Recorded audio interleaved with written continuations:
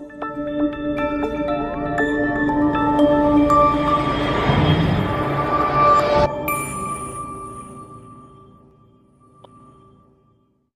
आज जब अखंड भारत की बात होती है तो एक दौर वो भी आता है जब भारत अलग अलग रियासतों में बिखरा हुआ था, जिसमें आजादी के बाद सबसे बड़ा दुख और मशक्कत इसी बात की थी कि आखिर इन रियासतों को एक एक करके रिपब्लिक इंडिया की स्थापना कैसे की जाए।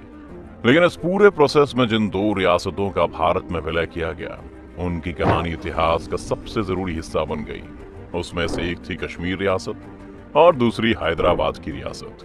कश्मीर के बारे में तो आपने कई बार देखा और सुना होगा कि कश्मीर भारत का हिस्सा कैसे बना, लेकिन आज हम आपको कश्मीर की जगह निजामों के शहर हैदराबाद की कहानी सुनाएंगे कि आखिर कैसे निजामों ने पाकिस्तान की जगह भारत को चुना या फिर उन्हें भारत को चुनने के लिए मजबूर किया गया। आज की इस हिस्टोरिकल वीडियो में हम आपको उसी हैदराबाद की कहानी सुनाने जा रहे हैं जहाँ की बिरयानी पूरे देश में फेमस है। सबसे पहले जानते हैं कि निजाम कौन थे। एक जमाने में ब्रिटिश सरकार के काफी वफादार रहे आसफ जाह मुजफ्फरुल मुल्क सर मीर उस्मान अली खान ने 1911 में हैदराबाद रियासत की गद्दी संभाली थी। अपने जमाने में उनकी गिनती दुनिया के सबसे रईस लोगों में होती थी। टाइम्स पत्रिका ने अपने 22 फरवरी 1937 के अंक में उन्हें अपने फ्रंट पेज में छापते हुए हेडिंग दिया था, दुनिया का सबसे अमीर व्यक्ति। लेकिन निजाम अमीर होने के साथ साथ बहुत बड़े कंजूस भी थे। अब वापस हम अपनी कहानी पर आए तो उस समय ब्रिटिश भारत छोड़ रहे थे, लेकिन अंग्रेजों के समय में भी हैदराबाद की अपनी सेना, रेल सेवा, डाकदार विभाग हुआ करता था। उस समय आबादी और टोटल नेशनल प्रोडक्शन के हिसाब से हैदराबाद भारत का सबसे बड़ा राजघराना था। उसका क्षेत्रफल 80,000 वर्ग किलोमीटर था, जो कि इंग्लैंड और स्कॉटलैंड के कुल क्षेत्रफल से भी ज्यादा था। हैदराबाद की आबादी 80% हिंदू लोग थे, जबकि अल्पसंख्यक होते हुए भी मुसलमान प्रशासन और सेना में महत्वपूर्ण पदों पर बने हुए थे। उस पर यह भी था कि कट्टरपंथी कासिम राजवी के कहने पर रजाकार हैदराबाद की आजादी के सपोर्ट में जनसभाएं कर रहे थे और उस इलाके से गुजरने वाली ट्रेनों को रोककर न सिर्फ गैर मुस्लिम यात्रियों पर हमला कर रहे थे, बल्कि हैदराबाद से सटे हुए भारतीय इलाकों में रहने वाले लोगों को भी परेशान कर रहे थे। 17 सितंबर 1948 की शाम हैदराबाद में सूर्यास्त हो रहा था, लेकिन मॉडर्न इंडिया के इतिहास में एक नई सुबह हो रही थी। पर्ल सिटी यानी मोतियों के लिए शहर मशहूर है। 73 साल पहले आजाद भारत की माला में इस शाम एक और मोती को पिरोया जा रहा था। हालांकि हैदराबाद का भारत में विलय इतना आसान नहीं था। इसके लिए काफी चुनौतियों का सामना भी करना पड़ा। देश की आजादी के बाद ज्यादातर रजवाड़े भारत में शामिल हो गए, लेकिन जूनागढ़, कश्मीर और हैदराबाद भारत में शामिल होने को तैयार नहीं थे। ये अलग देश के रूप में मान्यता पाने की कोशिश में थे। हैदराबाद के निजाम उस्मान अली खान आसिफ ने फैसला किया कि उनका रजवाड़ा ना तो पाकिस्तान और ना ही भारत में शामिल होगा। भारत छोड़ने के समय अंग्रेजों ने हैदराबाद के निजाम को या तो पाकिस्तान या फिर भारत में शामिल होने का प्रस्ताव दिया। इसके साथ ही साथ अंग्रेजों ने हैदराबाद को स्वतंत्र राज्य बने रहने के लिए भी प्रस्ताव दिया था। हैदराबाद में निजाम और सेना के वरिष्ठ पदों पर मुस्लिम थे, लेकिन वहां की ज्यादातर आबादी हिंदू थी। शुरू में निजाम ने ब्रिटिश सरकार से हैदराबाद को कॉमनवेल्थ कंट्रीज के तहत फ्री मोनार्की का दर्जा देने का आग्रह किया। हालांकि ब्रिटिश निजाम के इस प्रस्ताव पर सहमत नहीं हुए, जिसके बाद कहा जाता है कि निजाम भारत में हैदराबाद का विलय बिल्कुल नहीं कराना चाहते थे।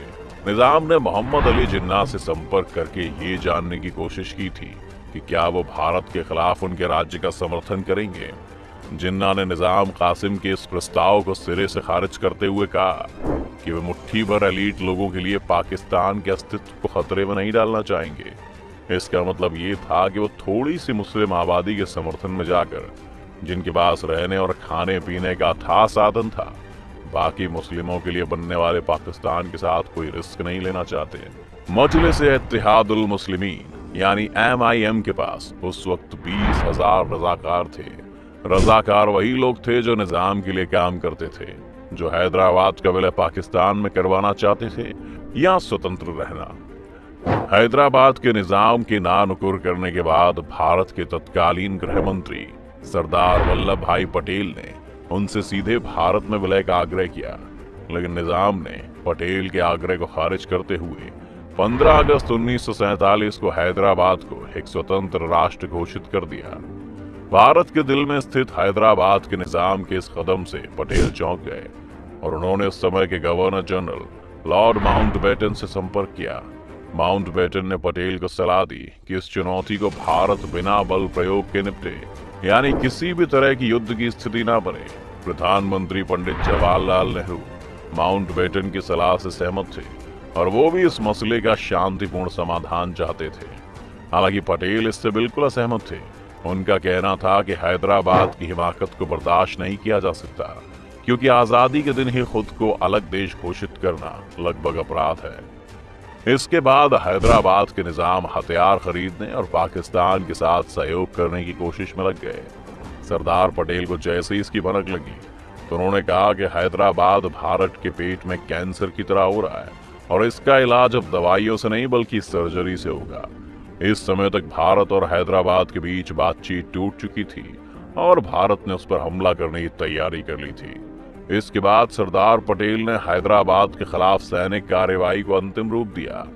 भारत के तत्कालीन सेनाध्यक्ष जनरल रॉबर्ट बुचर इस फैसले के खिलाफ थे। उनका कहना था कि पाकिस्तान की सेना इसके जवाब में अहमदाबाद या मुंबई पर बम गिरा सकती है। 2 बार हैदराबाद में घुसने की तारीख तय की गई, लेकिन राजनीतिक दबाव के चलते इसे रद्द करना पड़ा।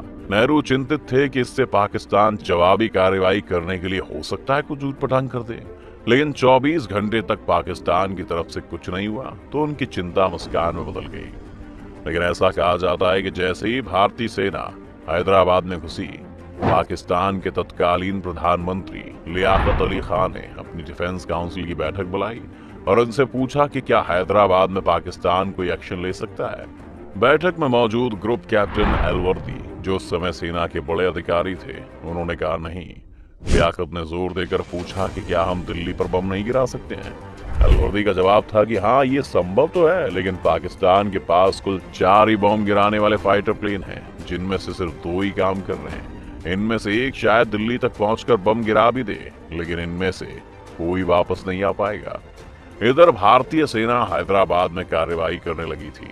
भारतीय सेना की इस कार्रवाई को ऑपरेशन पोलो का नाम दिया गया, क्योंकि उस समय हैदराबाद में विश्व के सबसे ज्यादा 17 पोलो के मैदान थे।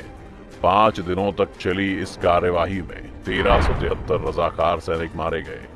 हैदराबाद स्टेट के 807 जवान भी मरे, जिसके साथ ही भारतीय सेना ने अपने 66 जवान खोए। भारतीय सेना की कार्यवाही शुरू होने से 2 दिन पहले ही 11 सितंबर को पाकिस्तान के संस्थापक मोहम्मद अली जिन्ना की मौत हो गई और इस तरह हैदराबाद भारत का एक अभिन्न अंग बन गया। आपको क्या लगता है, अगर नेहरू के कहे अनुसार जाते तो क्या आज हैदराबाद भारत में होता? अपनी राय में कमेंट करके जरूर बताएं। साथ ही इस वीडियो को लाइक और शेयर करना ना भूलें और चैनल को सब्सक्राइब जरूर कर लें।